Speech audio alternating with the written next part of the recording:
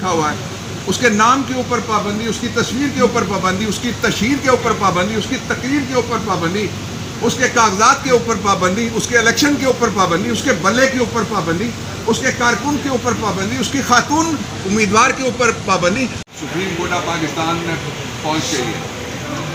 پاکستان کی تاریخ میں پہلے جب دھاندلی ہوتی تھی تو حساب کتاب سے ہوتی تھی، اب بے حساب ہو رہی ہے۔ اور پہلے جب نواز شریف کرکٹ کھیلتے تھے یا ان کا خاندان کبڈی کا اور کشتی کھیلتا تھا تو وہ کہتے تھے ریفری ہمارا ہونا چاہیے۔ اب وہ کہتے ہیں کہ پی ٹی آئی ٹیم میدان میں نہیں آنی چاہیے اور ان کو صرف نوٹیفیکیشن چاہیے اقتدار کا، جو نہیں ملے گا۔ دوسرا یہ کہ پاکستان کی تاریخ میں اتنا متاثر ریگولیٹر الیکشن کرانے کا ذمہ دار کبھی بھی نہیں آیا۔ مجھے کوئی ایک الیکشن کمیشن کی مثال دے دیں جو کسی ایک پارٹی کے خلاف اتنے آرڈر کر چکا ہو جتنے گنے بھی نہیں جا سکتے، اور مجھے کسی ایک الیکشن کی مثال دے دیں جو پاکستان کے کسی وزیر اعظم کے پیچھے جیل میں گیا ہو کہ آپ نے ہماری توہین کر دی ہے اور اس توہین کے لیے ہم آپ کے خلاف کارروائی کریں گے۔ کل سے ایک بات چل رہی ہے، اس کے اوپر میں پاکستان تحریک انصاف کا بھی اور اپنا ذاتی طور پہ بھی موقف آپ کے سامنے رکھنا چاہتا ہوں، اور وہ بات یہ چل رہی ہے کہ عمران خان صاحب نے کہا، ہر جرم لگاتے وقت کہا کہ آپ کے خلاف تو آرٹیکل 6 لگنا چاہیے۔ ہمارا موقف یہ ہے کہ جس نے پاکستان کے 2 بڑے صوبوں میں اور مرکز کی حکومت اس کا عرصہ ختم ہونے کے بعد جو اقتدار میں ایک دن فالتو رہا ہے، جس نے فالتو رکھا ہے اور جس نے الیکشن ڈیلے کیا، ان سب پہ آرٹیکل 6 لگے گا۔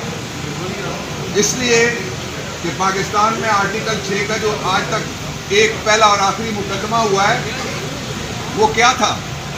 کوئی پورا آئین کسی نے پکڑ کے پھاڑنے کی کوشش نہیں کی تھی، وہ یہی تھا کہ ایک غیر آئینی لیگل فریم ورک آرڈر آیا تھا، اور اس سے متاثر کون ہوا تھا؟ چند درجن افراد متاثر ہوئے تھے۔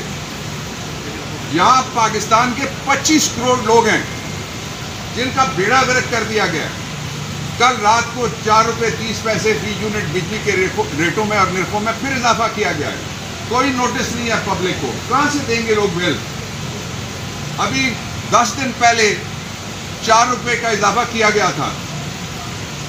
لوڈ سے تو صرف پی ڈی ایم والے حکمران رہے ہیں جو اب نئے نئے چولے اور نئے نئے چوغے پہن کے آ رہے ہیں، اور وہ جس کو کہا گیا تھا کہ وہ ووٹ کو عزت دیں گے، وہ جس کو کہا گیا تھا وہ پاکستان کی امید ہے، وہ کل مجھے میرے گاؤں سے کسی نے فون کر کے کہا کہ آپ کو پتہ ہے وہ کہاں ہے؟ میں نے کہا بھائی مجھے تو نہیں پتا نواز شریف کہاں ہے۔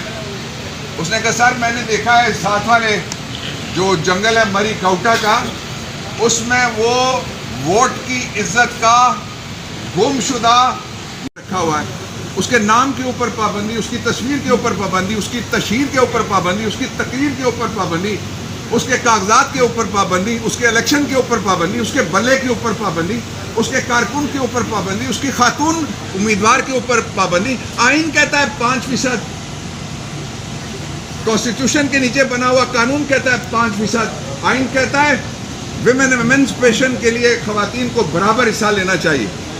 ہماری خواتین جنرل سیٹوں پہ سب سے زیادہ لڑ رہی ہیں پورے پاکستان میں، کیوں ان کے راستے روکے جا رہے ہیں؟ اور قانونی تقاضا ہے کہ ہر پارٹی 5% خواتین کو جنرل سیٹیں، تو یہ کیا کیا جا رہا ہے لوگوں کے ساتھ؟ یہ خواتین کے ساتھ کیا کیا جا رہا ہے؟ یہ سب دھاندلی نہیں ہے، یہ میگا دھاندلا ہے،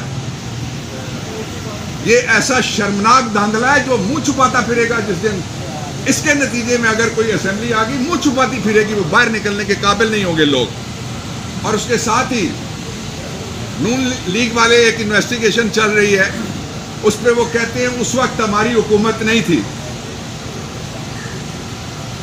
جب فیض آباد کا دھرنا ہوا تھا،